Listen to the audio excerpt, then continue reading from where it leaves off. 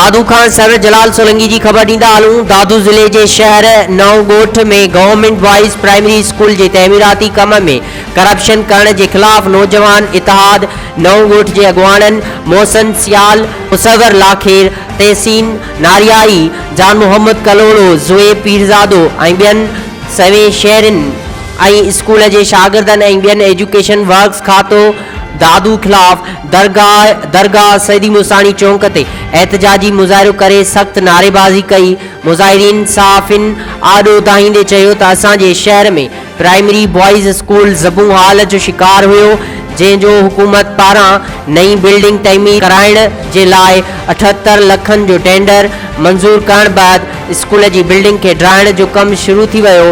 ठेकेदारन बाअसरन कामूरन सां मिली भगत करे नए गोठ प्राइमरी स्कूल की बिल्डिंग लाइ 78 लख मिलण बावजूद स्कूल के 4 कमरन जो सिर्फ छितियों ड्राहे पुराने खतरनाक करार दिनल स्कूल के दीवारुन ते नयूं छितियों तमीर कयूं वयूं वञन, जड॒हिं त स्कूल जूं दीवारूं पिण कमज़ोर ऐं टुटल आहिनि।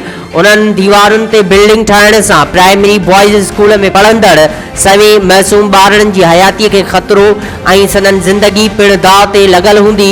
अॻवाननि वधीक चयो त ठेकेदार बाअसर कामूरनि ऐं चूंडियल नुमाइंदनि सां मिली भगत करे प्राइमरी बॉयज़ स्कूल जी नई बिल्डिंग के आयल पैसनि में करप्शन करे रहियो आहे। उन्हनि पीपुल्स पार्टी चेयरमैन बिलावल भुट्टो ज़रदारी, CM सिंध सैयद मुराद अली शाह, तैलीम खाते के सूबाई वज़ीर सेक्रेटरी तैलीम बियन वसवारन खां मुतालबो कयो त नोटिस वठी प्राइमरी स्कूल की नई बिल्डिंग ठाराए ॾिनी वञे।